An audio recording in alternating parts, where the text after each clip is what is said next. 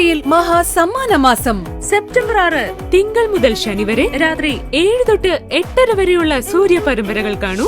ചോദ്യങ്ങൾക്ക് ശരി ഉത്തരം നൽകൂ. കൈ നിറയെ സമ്മാനങ്ങൾ നേടൂ. ഉത്തം പ്രസരിപ്പോടെ സൂര്യ TV.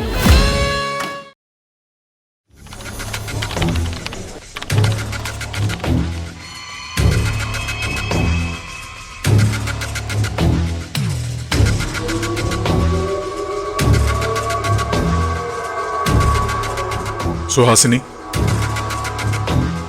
താൻ കള്ളം പറഞ്ഞതല്ലേ ഈ സ്വത്തെല്ലാം അഭിയുടേതാണെന്ന്? അതെങ്ങനെ ശരിയാകും സുഹാസിനി? ഈ വീടും കമ്പനിയുമെല്ലാം തന്റെ അച്ഛൻ രാജേന്ദ്ര പ്രസാദിന്റെ അല്ലേ? അദ്ദേഹത്തിന്റെ മരണശേഷം തനിക്കല്ലേ ഇതെല്ലാം കിട്ടേണ്ടത്? അത് അച്ഛന്റെ വില്ലാണ് ശങ്കർ. ഞാൻ പറയുന്നത് ശ്രദ്ധിച്ചു കേൾക്കണം. എന്റെ അച്ഛൻ രാജേന്ദ്ര പ്രസാദ് മരിക്കുന്ന സമയത്ത് ഈ സ്വത്ത് മുഴുവൻ എഴുതി വെച്ചത് അഭിജിത്തിന്റെ പേരിലാണ്. അഭിയുടെ ഉത്തരവാദിത്തം എന്നെയും ഏൽപ്പിച്ചു. അവനു വേണ്ടി ഞാനിതൊക്കെ ഹാൻഡിൽ ചെയ്യുന്നേ ഉള്ളൂ. വി ആർ ഓൾ ഗാർഡിയൻസ്, കാവൽക്കാർ മാത്രം.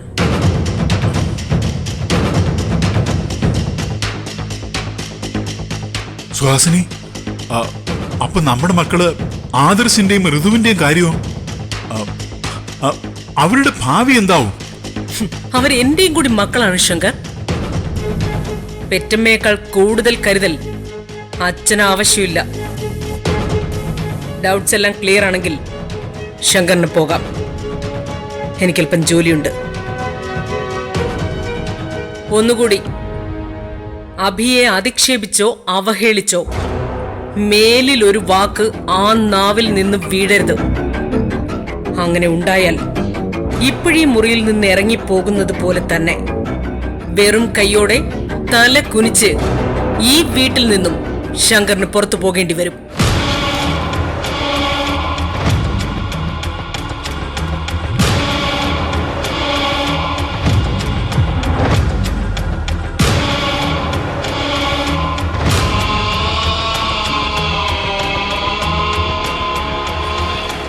ഇത്രയും കാലം ഈ ശങ്കർനാഥ് തലകുനിച്ച് പഞ്ചപുച്ഛമടക്കി നിന്റെ മുന്നിൽ നിന്നിട്ടുണ്ടെങ്കിൽ അത് ഈ സ്വത്തിനു വേണ്ടി മാത്രമാ സുഹാസിനി. അത് കൈവിട്ടു പോകുമെന്ന് വന്നാൽ എന്ത് ചെയ്യണമെന്ന് ഈ ശങ്കറിനറിയാം.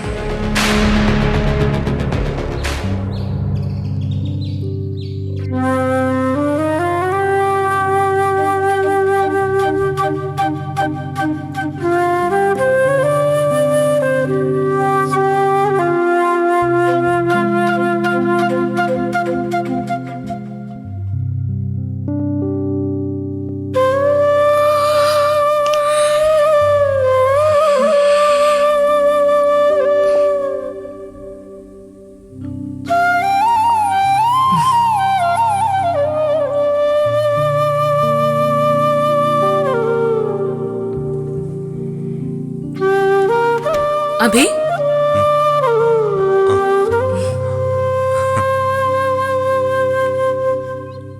അഭി ഇതൊക്കെയായിട്ട് രാവിലെ തന്നെ എങ്ങോട്ടാ? മ്യൂസിക് റെക്കോർഡിങ്ങിന്. മ്യൂസിക് റെക്കോർഡിങ്ങോ? അതിന് ഈ കാടിന് നടുവിൽ എവിടെയാ സ്റ്റുഡിയോ? കാട് തന്നെ. അതെങ്ങനെ? പ്രകൃതി ഒരുക്കിയ സ്റ്റുഡിയോ. കാട്ടിലെ ലൈവ് സൗണ്ട്സ് ഞാൻ റെക്കോർഡ് ചെയ്യാറുണ്ട്. ഒരു ടൈം പാസ്. ഇവിടെ വരുമ്പോഴൊക്കെ ഞാനത് ചെയ്യാറുണ്ട്. കൊള്ളാലോ.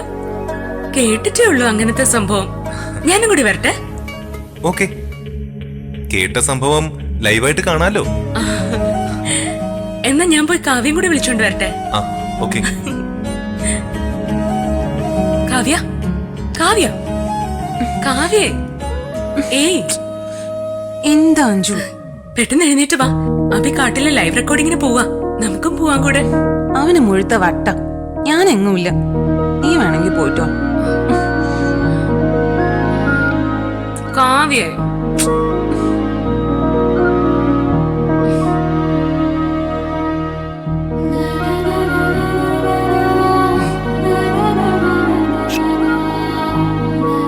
അവള് വരുന്നില്ല.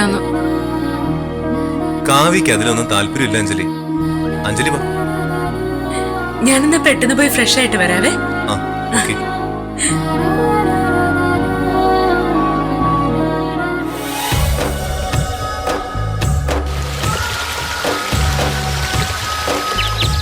അഞ്ജലി, വിഷജന്തുക്കളൊക്കെ ഉള്ളതാ, സൂക്ഷിച്ചു നടക്കണേ. ശരീരം മൊത്തം വിഷമുള്ള മനുഷ്യർക്കൊപ്പം ജീവിക്കുന്ന നമ്മൾ എന്തിനാ ഇവറ്റകളെയൊക്കെ പേടിക്കുന്നത്? അവയെ ഉപദ്രവിക്കുമെന്ന് തോന്നിയാലേ അവ തിരിച്ചു ഉപദ്രവിക്കും. മനുഷ്യരാണെങ്കിൽ സ്വന്തം കാര്യസാധ്യത്തിന് വേണ്ടി ചതിക്കും, പിന്നിൽ നിന്നും കുത്തും. നമുക്ക് ആ വഴിയാണോ അഭിപ്രായം? അതെന്നെ. ആ, എന്താ രസമല്ലേ ഇവിടേക്ക്? ഞാൻ വിചാരിച്ചതിനേക്കാളും അറിവുണ്ട് അഞ്ജലിക്ക്. അഭി എന്താ വിചാരിച്ച്? ഞാൻ വിചാരിച്ചെന്ന് വെച്ചാ ഈ പ്രായത്തില് അനുഭവങ്ങളല്ലേ അഭി ഓരോന്നും പഠിപ്പിക്കുന്നത്. മ്യൂസിക് ഇഷ്ടമല്ല അഞ്ജലിക്ക്? ഇഷ്ടമെന്ന് വെച്ചാ നല്ലൊരു ആസ്വാദകയാണ് ഞാൻ. കാവ്യയും മ്യൂസിക്കും രണ്ടും കൂടി ഒന്നിച്ചു കൊണ്ടുപോകാൻ ലേശം പാടുപെടുന്നുണ്ടല്ലേ?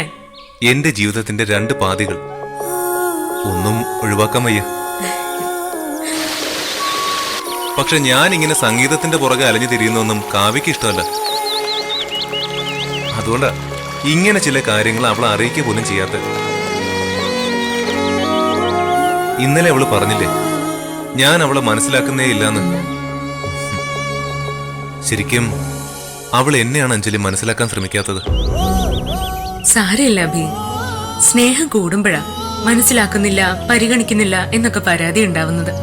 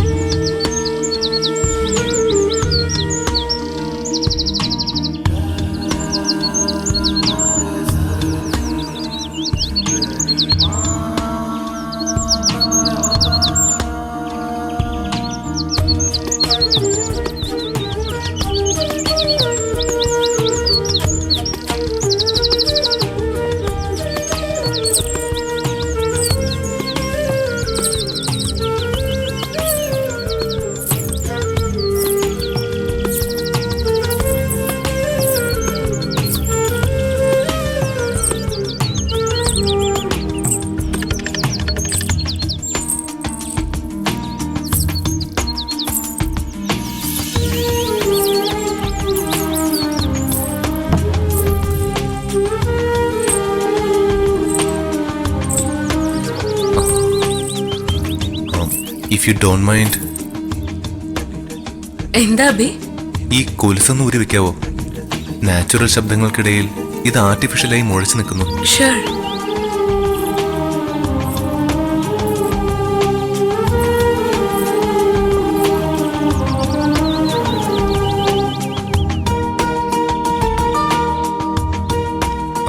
Can I help you? അഭിക്ക് ബുദ്ധിമുട്ടാവില്ലെങ്കിൽ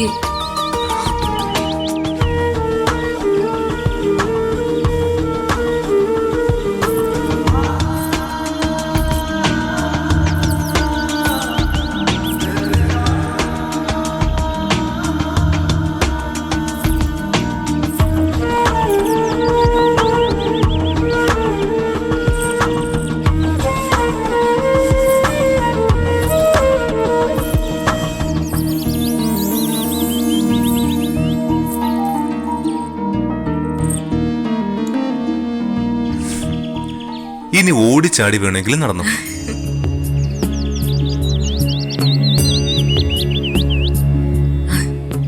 guitar പോലെ ഇതൊരു ഹോബിയാണല്ലേ? ഗിത്താറും വീണയും ഓടക്കുഴലും ഒക്കെ മനുഷ്യന്മാരുണ്ടാക്കിയതല്ലേ? അതിലും കുറച്ച് കൃത്രിമത്വമുണ്ട്. ഇതാണ് യഥാർത്ഥ സംഗീതം, പ്രകൃതിയുടെ ശബ്ദങ്ങൾ, പ്യൂർ മ്യൂസിക്. പ്യൂർ മ്യൂസിക് കുറെ അധികം പിടിച്ചെടുത്തിട്ടുണ്ടാവുമല്ലോ ഇതിനകം. എന്താ, ഒന്ന് കേട്ടു നോക്കുന്നു?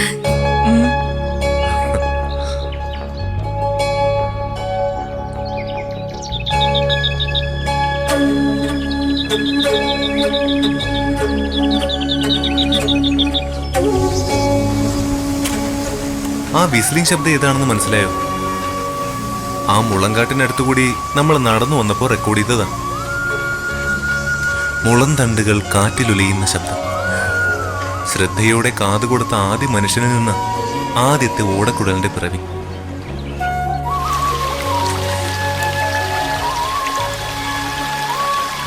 ഇപ്പൊ കേട്ടുകൊണ്ടിരിക്കുന്നത് നമ്മൾ വന്ന വഴിയിലുള്ള ആ കാട്ടാറിന്റെ സംഗീതം.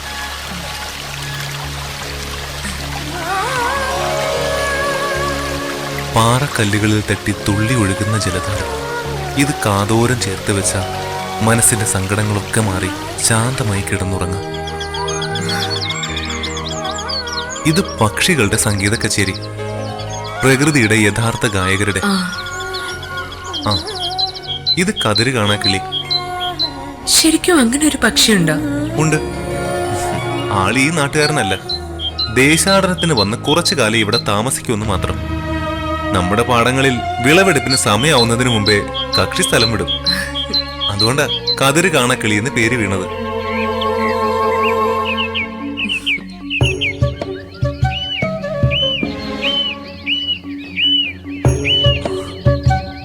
നോക്കി, ആ കിളിയുടെ ശബ്ദം ഇപ്പൊ കേട്ടത്.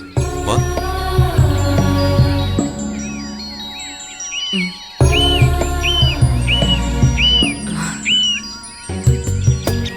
Thanks Abi, thank you so much. ഈ പുതിയ എക്സ്പീരിയൻസിന്. ഇത്രയും നാളും പ്രകൃതിയെ കണ്ണുകളിലൂടെ ഞാൻ കണ്ടിട്ടുള്ളൂ, ഇപ്പോ കാതുകളിലൂടെ കേട്ടറിഞ്ഞു.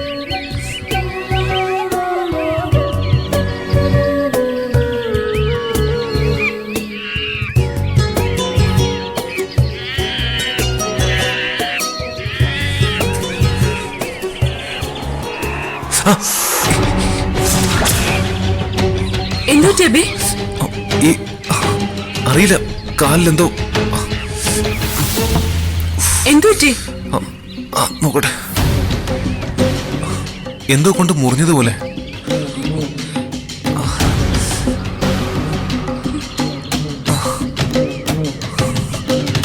അയ്യോ, ഇതെന്തോ കടിച്ചതാണല്ലോ.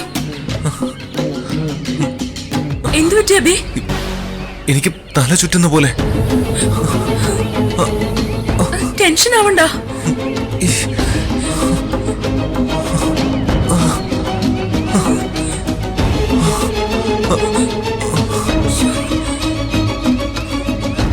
ആരെങ്കിലും ഉണ്ടോ ഇവിടെ? ആരെങ്കിലും ഒന്ന് ഓടി വരണേ പ്ലീസ്. അബി, അബി, അബി ടെൻഷൻ ആവണ്ട. അബി ഒന്നുമില്ല. ആരെങ്കിലും ഉണ്ടോ പ്ലീസ്? അബി,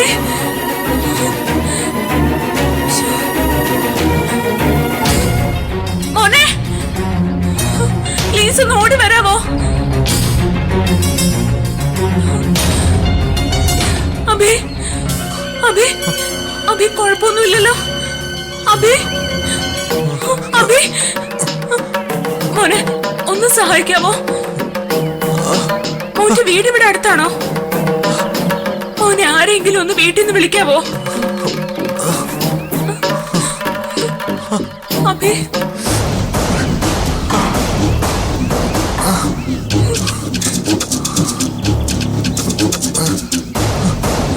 മോനെ.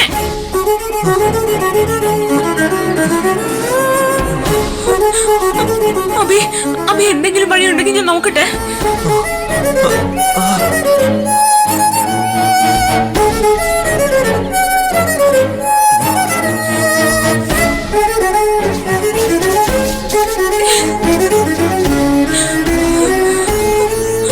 അബി കണ്ണു തുറക്ക. അബി, അബി, അബി എന്താ പറ്റിയേ? ഞങ്ങളെ ഒന്ന് സഹായിക്കണം. എന്തോ കടിച്ചതാന്നാ തോന്നുന്നേ. ഒന്ന് നോക്കാവോ? ഞങ്ങളെ ഒന്ന് ഹോസ്പിറ്റലിൽ കൊണ്ടുപോയി സഹായിക്കണം.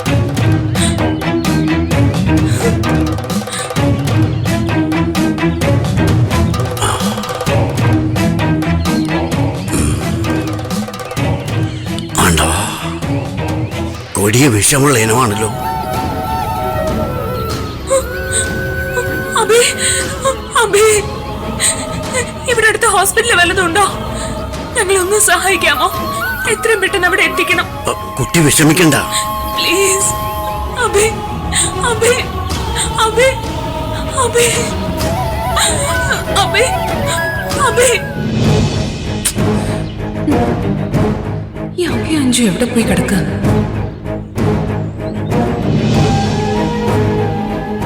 അബി, അഞ്ജു, അബി,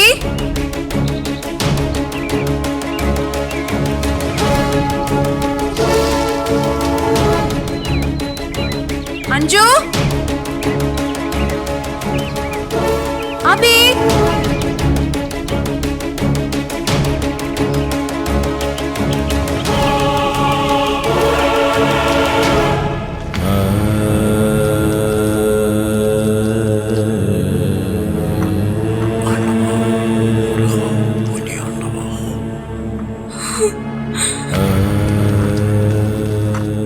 ഏതെങ്കിലും ഹോസ്പിറ്റലിൽ കൊണ്ടുപോവാൻ മൂപ്പ.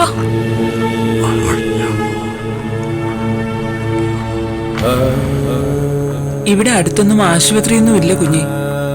പാമ്പ് കടിച്ചാലും ആന കുത്തിയാലും ഇവിടെ മൂപ്പൻ തന്നെ വൈദ്യര്.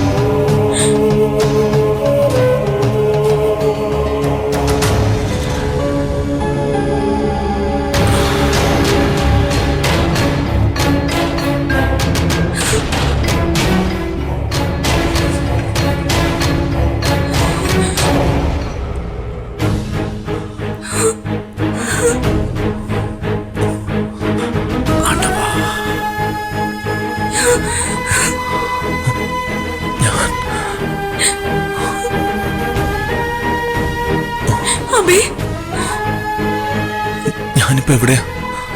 ഇത് കാട്ടിനുള്ളിലെ ഞങ്ങളുടെ കുടിലാണ് മോനെ. മോനെ കാട്ടിൽ വെച്ച് വിഷം തീണ്ടി. പിന്നെ ഈ കുട്ടിയും ഞങ്ങൾ എല്ലാവരും കൂടി മോനെ ഇവിടെ എത്തിച്ചു. പേടിക്കണ്ട, മറുമരുന്നും ചെയ്തിട്ടുണ്ട്.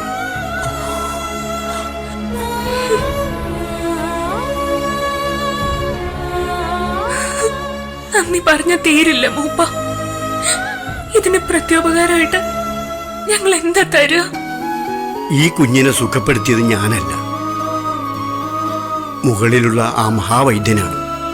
പ്രത്യുപകാരം എന്തെങ്കിലും ചെയ്യണമെന്ന് തോന്നുന്നുവെങ്കിൽ കഴിയുന്നത് പോലെ കൂട്ടത്തിലുള്ളവരുടെ കണ്ണുനീരൊപ്പാൻ നോക്കുക. പ്രകൃതി ഉണ്ടാക്കുന്ന പ്രശ്നങ്ങൾക്ക് പ്രകൃതിയിൽ തന്നെ പരിഹാരവുമുണ്ട്. കാണാൻ നമ്മൾ കണ്ണു തുറന്നു വെക്കണമെന്ന് മാത്രം. മരുന്ന് ഫലിച്ചു കഴിഞ്ഞു. പക്ഷേ കുറച്ചു നേരത്തേക്ക് ക്ഷീണം ഉണ്ടാവും. യാത്ര തുടരുന്നത് കുറച്ചു കഴിഞ്ഞാവാം.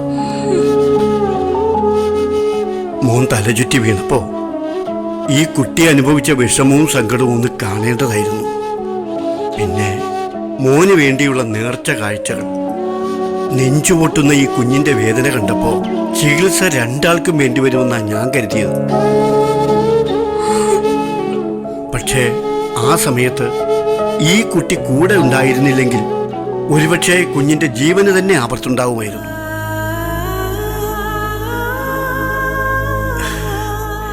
ഇതുപോലൊരു കുട്ടിയെ ഭാര്യയായി കിട്ടിയ മോൻ ഭാഗ്യവാൻ തന്നെയാണ്.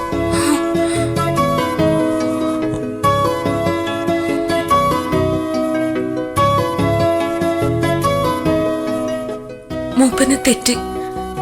ഞങ്ങള് സുഹൃത്തുക്കള് മാത്രം. ലക്ഷണശാസ്ത്രം അറിയുന്ന ആളാ മൂപ്പൻ. ഭാവിയും പറയും.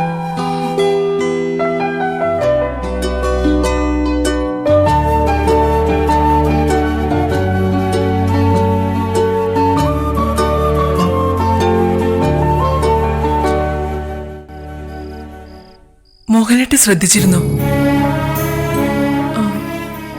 അഞ്ജുവിന്റെ മനസ്സിന് എന്തോ ഒരു വിഷമം തട്ടിയിട്ടുള്ളതുപോലെ. ചിരിച്ചു കാണിക്കുമ്പോഴും ഉള്ളിൽ കരയും പോലെ. അഞ്ജു നമ്മളിൽ നിന്ന് എന്തോ മറയ്ക്കുന്നത് പോലെ ഒരു തോന്നൽ. നീ വെറുതെ ഓരോന്ന് ആലോചിച്ച് കൂട്ടുക അമ്മായെ. വർഷങ്ങൾക്ക് ശേഷം കാവ്യ കിട്ടിയതിൽ അവൾ ഒത്തിരി സന്തോഷത്തില. അതുകൊണ്ടല്ലേ അവൾ കാവ്യക്കൊപ്പം നിൽക്കാൻ ആഗ്രഹിക്കുന്നത്. അതല്ല മോഹനേട്ട, ഒരു മോളുടെ മനസ്സ് കാണാൻ അമ്മയ്ക്കല്ലാതെ വേറെ ആർക്ക് കഴിയ?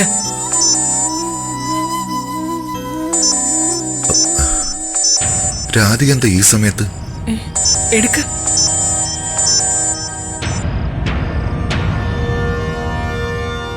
ഹലോ. ആ മോഹനേട്ട, അഞ്ജലി ഉണ്ടോ അവിടെ? ഞാൻ വിളിച്ചിട്ട് കിട്ടിയില്ല. അവളൊരു ട്രിപ്പ് പോയിരിക്കുക രാധികെ, കാവ്യയുടെ കൂടെ. ചിലപ്പോ അവിടെ റേഞ്ച് ഉണ്ടാവില്ല. അവള് ഓക്കെ ആണല്ലോ അല്ലേ? എന്താ രാധിക അങ്ങനെ ചോദിച്ചത്? നല്ല വിഷമത്തിലാ മോഹനേട്ടാ അവൾ ഇവിടുന്ന് പോയത്. സുഹാസിനി ചേച്ചിയുടെ മുന്നിൽ അവള് ഭൂമിയോളം താഴ്ന്നു കൊടുത്തു. എന്നിട്ടും ഇത്രയും ആൾക്കാരുടെ മുന്നിൽ വെച്ച് പരസ്യമായി കരണത്തടിക്കാന്ന് വെച്ചാ ഒരു പെണ്ണിനത് സഹിക്കാൻ പറ്റുമോ? അതും മാപ്പ് ചോദിച്ചോണ്ട് നിൽക്കുമ്പോ. എന്ത്? സുഹാസിനി മോളെ അടിച്ചെന്നോ?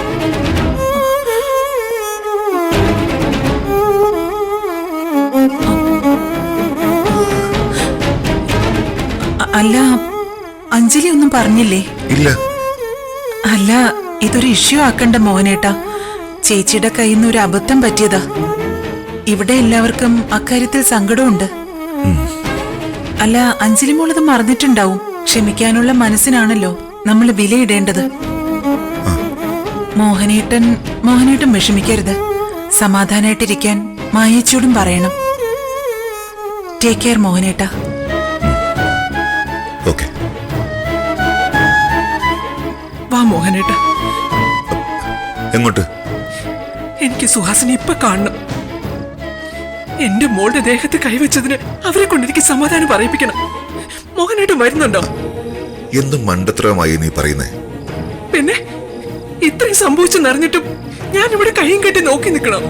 ഇങ്ങനൊരു പ്രതികരണമാണ് വേണ്ടതെങ്കിൽ ആ കാര്യം അഞ്ജലി നമ്മളോട് പറയുമായിരുന്നില്ലേ?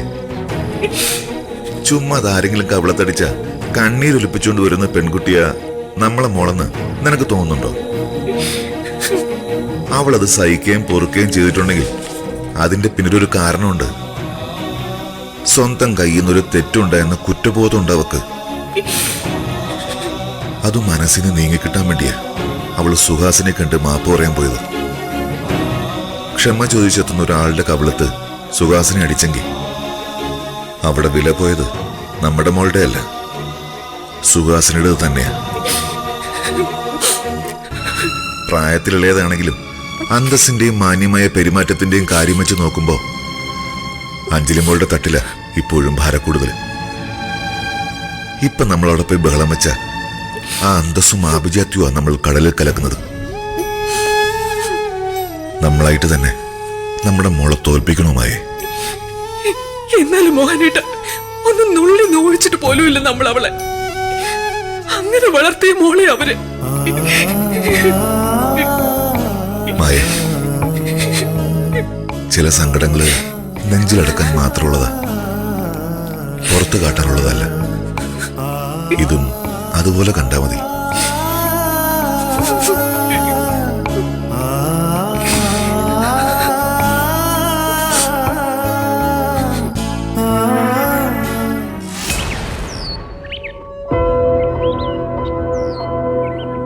വേണു, സുഹാസിനിയുടെ മൂഡ് അനുസരിച്ച് നീ സംസാരിക്കാവൂ. എനിക്കറിയാം മാധവേട്ട.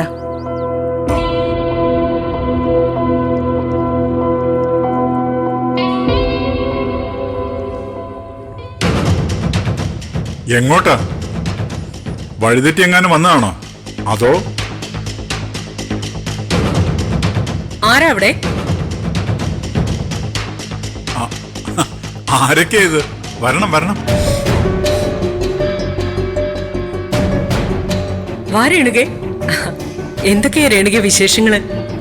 ഇരിക്കും. കുടിക്കാൻ എന്താ എടുക്കേണ്ടത്? ഒന്നും വേണ്ട. സുഹാസിന് തിരക്കിലാണെങ്കിൽ ഞങ്ങൾ പിന്നെ വരാം. തിരക്കൊക്കെ അതിന്റെ വഴിക്ക് നടക്കട്ടെ. നിങ്ങൾ വന്ന കാര്യം പറയും. സുഹാസിനെ കണ്ടൊരു മാപ്പ് ചോദിക്കാൻ വന്നതാ ഞങ്ങള്. മാപ്പോ? എന്തിന്? അല്ല, കാവ്യെ കൊണ്ട് എന്തെങ്കിലും പ്രശ്നങ്ങൾ ഉണ്ടായിട്ടുണ്ടെങ്കിൽ. അവളെ കൊണ്ട് എനിക്കെന്ത് പ്രശ്നം? അല്ല സുഹാസിനി, നിങ്ങൾ തമ്മിലൊരു പ്രശ്നം ഉണ്ടെന്നല്ല. അഞ്ജലി വന്നതിന് ശേഷം. ഒന്നും വേണ്ട രേണുകെ. ഒന്നും മിണ്ടാതിരിക്കും മാധവേട്ട. കാര്യം മാധവേട്ടന്റെ ഏട്ടന്റെ മോളാ. പക്ഷേ അവള് വന്നതിന് ശേഷം ഉണ്ടാക്കിയ പുകിലുകൾ അറിയാലോ. അഞ്ജലി കാരണം എന്റെ മോളെ കൂടി തെറ്റിപ്പിക്കുന്ന സാഹചര്യമാ ഉണ്ടാക്കിയിരിക്കുന്നത്. എന്താ ആന്റി പ്രശ്നം? അല്ല മോനെ, അഞ്ജലിയായിട്ടുള്ള പ്രശ്നങ്ങൾ കാരണം ഇവിടെ എന്തെങ്കിലും വിഷമം ഉണ്ടാവുമെന്നാ എന്റെ പേടി. ഇവിടെ എന്ത് വിഷമം ഉണ്ടാവാനാ? എന്റെ മോള് തന്നെയല്ലേ കാവ്യ.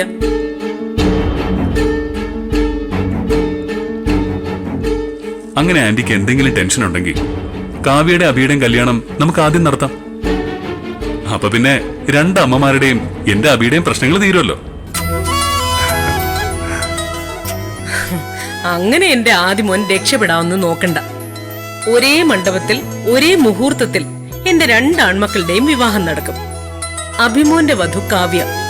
അതുപോലെ ആദിമോനും അനുയോജ്യയായ ഒരു പെൺകുട്ടിയെ എത്രയും വേഗം കണ്ടെത്തണം. കല്യാണം വൈകുന്നത് ശരിയല്ലെന്ന് തന്നെയാ എന്റെയും അഭിപ്രായം. അതല്ലേ രേണുവിന്റെ ആഗ്രഹം? അതെ അതെ. ദാ ചായ കുടിക്കും.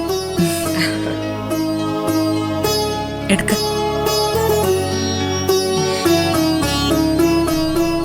കല്യാണം ഉടനെ വേണമെന്നല്ല ഞാൻ ഉദ്ദേശിച്ചത്. അഭിയും കാവ്യയും തമ്മിലുള്ള തല്ലുകൂടൽ ഒഴിവാക്കാമല്ലോ. അതിന് പരിഹാരം ഈ കല്യാണമാണെങ്കിൽ അതിന് ഞാനൊരു തടസ്സമല്ല.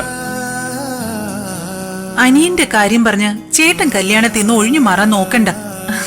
അവര് തമ്മിൽ തല്ലുകൂടല് പതിവല്ലേ. ഇപ്പൊ രണ്ടാളും കൂടി ഒരുമിച്ച് പിണക്കം മാറ്റാൻ പുറത്തു പോയിരിക്കല്ലേ. ചെറിയ പിണക്കം വലിയ അടിയാകാതിരുന്നാ മതി. ഏയ്, അതൊന്നുമില്ല. അഞ്ജലി ഉണ്ടല്ലോ അവരുടെ കൂടെ.